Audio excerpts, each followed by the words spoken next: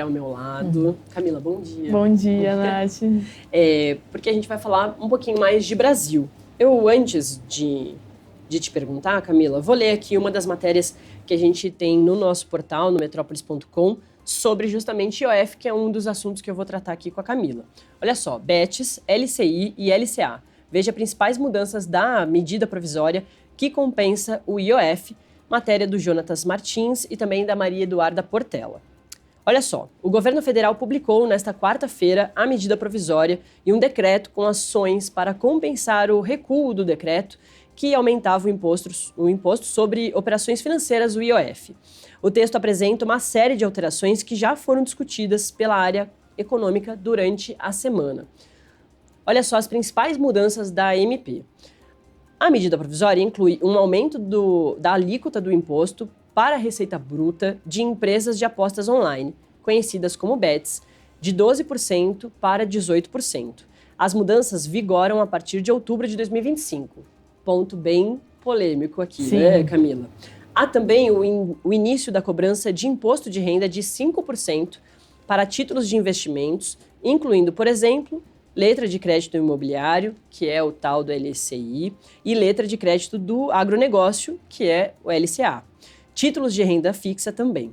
LCI e LCA passarão a valer a partir de janeiro de 2026. Outro ponto que causou muito burburinho lá no Congresso. Mas alteração sobre a contribuição social sobre o lucro líquido, que é o CSLL das empresas, que hoje tem alíquotas de 9%, 15% e 20%, retirando a menor delas. Com isso, a cobrança mínima passaria a ser de 15%.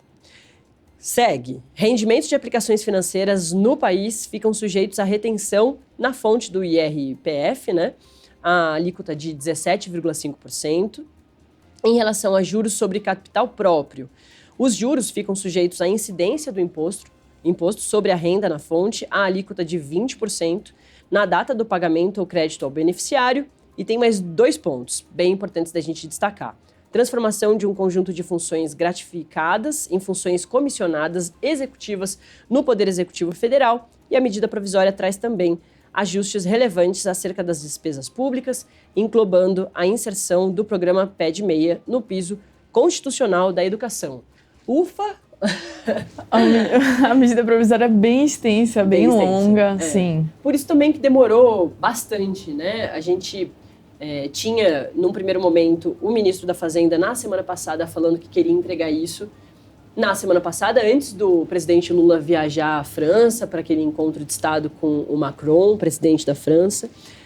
Não aconteceu. Ele se reuniu com o Congresso, também com o presidente Lula, e ficou definido que essa semana viria, né? A grande questão é justamente a compensação desse aumento do IOF.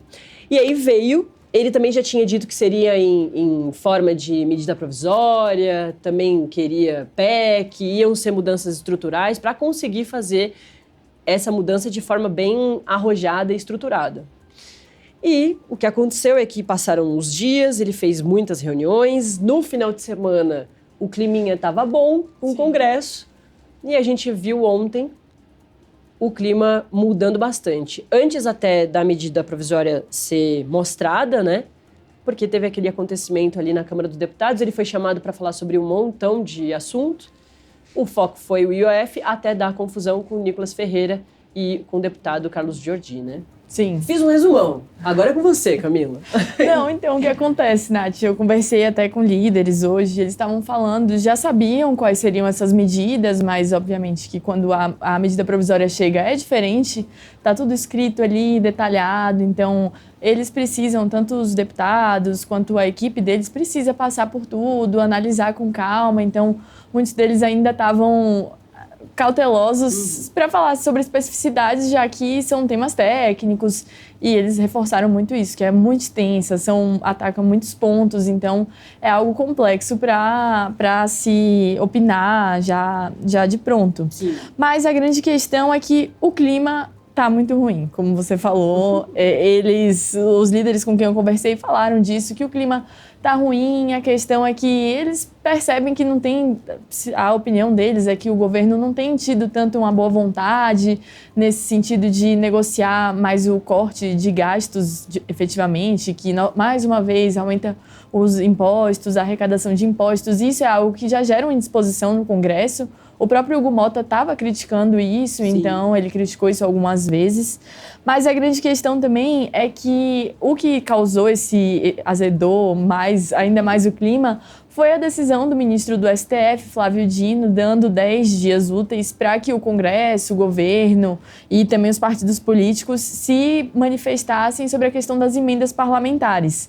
Isso porque tem se descobriu, saíram matérias falando sobre um possível orçamento secreto do Ministério da Saúde, em que parte do orçamento, que não seria o dinheiro de emendas, mas dinheiro do próprio orçamento do Ministério da Saúde, estaria sendo utilizado para compensar a questão das emendas, para os deputados conseguirem indicar para as suas localidades, enfim. E também ele quer explicações sobre as emendas paralelas das comissões.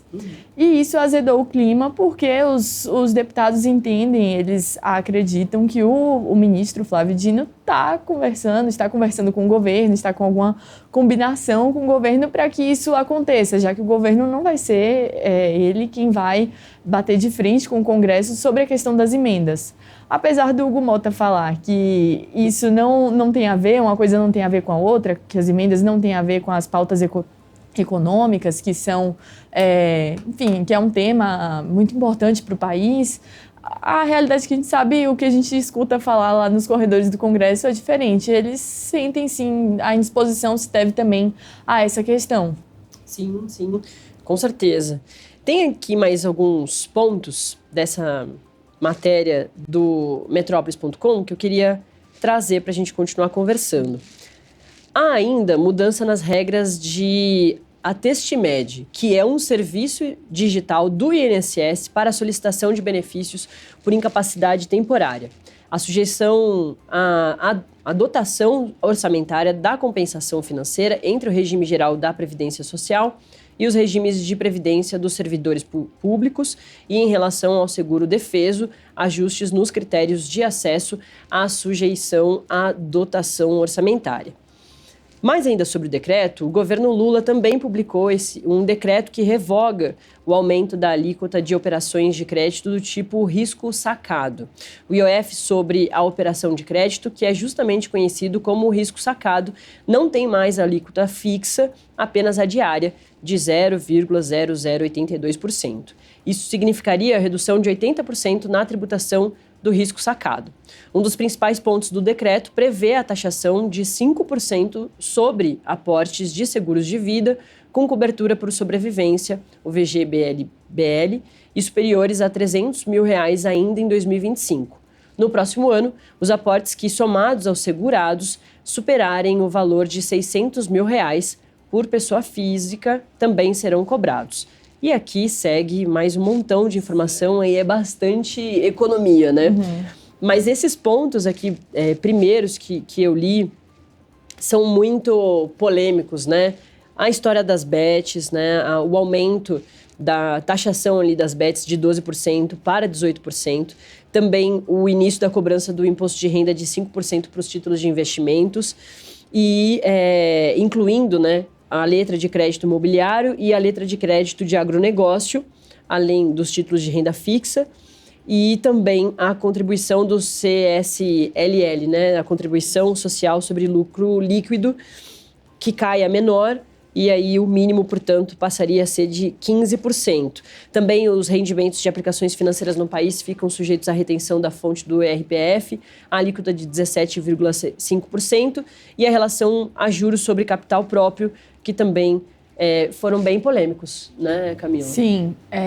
Ontem, na sessão com o ministro Haddad, enquanto ele ainda estava debatendo sobre esses assuntos, ele saiu em defesa justamente desse aumento da contribuição, da cobrança, na verdade, do imposto de renda para o LCI, LCA, que são esses investimentos do agronegócio e do mercado imobiliário, Sim. que pra gente, porque é um pouco complicado, letra de crédito, para explicar um pouco, é basicamente um tipo de investimento, né, em que a pessoa compra esses créditos e aí esse dinheiro vai ser aplicado em empresas, enfim, Sim. negócios na área tanto do agronegócio quanto do mercado imobiliário, para construções e enfim. E o que a parte, não só dos parlamentares, mas também da parte do mercado e da sociedade que tem resistido a essa medida especificamente, diz, é que essa medida afetaria tanto o agronegócio quanto o mercado imobiliário, porque as pessoas teriam menos incentivo a investirem e isso poderia reduzir o fluxo de dinheiro, enfim. O que o ministro falou, que ele saiu em defesa dessa medida, é que isso não afetaria os produtores, os pequenos produtores, nem as empresas, o que isso afetaria o andar de cima. Exatamente, o andar de cima. Né? Exatamente. Tanto os bancos quanto os próprios investidores, que teriam mais recursos para investir nesse tipo de letra de crédito. Mas a gente sabe que existe uma indisposição, uma resistência no Congresso e também a essa outra medida que você falou, isso já seria uma notícia um pouco mais positiva, a questão da redução do IOF sobre o risco sacado, que foi algo que trouxe bastante resistência, principalmente do Congresso. O próprio Hugo Mota tinha pressionado o governo a voltar atrás nesse aumento do IOF antes do final daquele prazo de 10 dias que ele tinha dado para o governo, né, que eles acordaram. Então, isso já seria uma notícia positiva, mas ainda assim são medidas que têm resistência porque, como eu falei, o Hugo Mota diz, não só o Hugo Mota, como outros parlamentares que pensam como ele, que o governo não tem se disposto a cortar gastos, mas só aumentar os impostos. Uhum. Então, eles querem algum retorno do governo, alguma sinalização de que o governo também vai estar disposto a cortar algum tipo de despesa, algum tipo de gasto. Sim. Perfeito.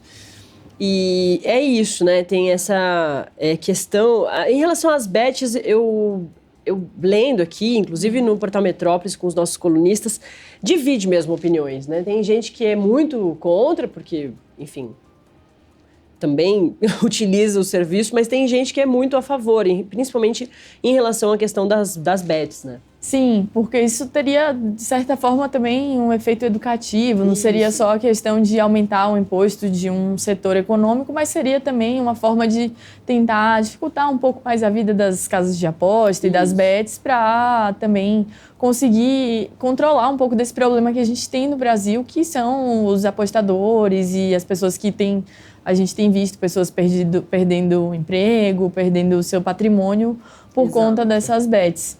E, Nath, tem um ponto que é importante a gente falar, porque a medida provisória, ela parte do governo. O governo decide publicar uma medida provisória e ele não precisaria do Congresso, do aval do Congresso, para que essas medidas começassem a ser aplicadas. Mas o que acontece é que a medida provisória ela pode valer por até 120 dias, 60 dias e ser prorrogada por mais 60 dias. Depois disso, para continuar sendo aplicada, o governo precisa necessariamente do Congresso, porque o Congresso vai transformar a medida provisória em lei. Então, esse é o grande ponto. Por isso que essa indisposição do Congresso afeta diretamente o governo, porque ele precisa negociar com o governo, ele precisa negociar, o Congresso precisa negociar com o governo e vice-versa.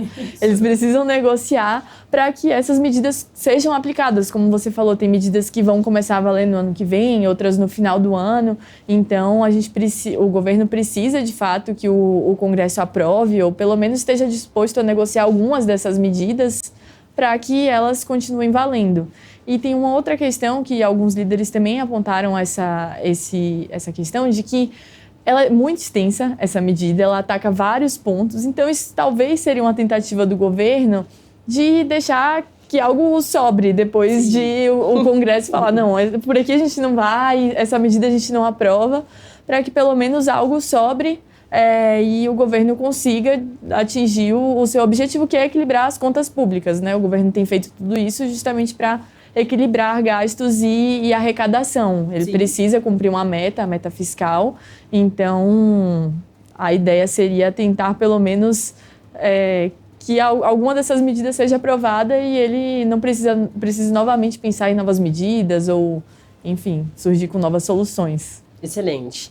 E também sobre bets e Congresso, hoje é a data final, né? A leitura do relatório da CPI das bets deve ser feita por agora, né? Acho que até agora de manhã. Eu vi que o nosso repórter Gabriel Bus está lá acompanhando tudo e com certeza em breve a gente vem também com esse detalhamento. E que tem essa ligação, né?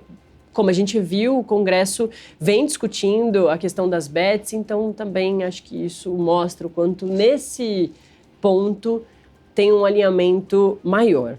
Um outro assunto que eu queria falar com a Camila, agora 11 horas e 15 minutos,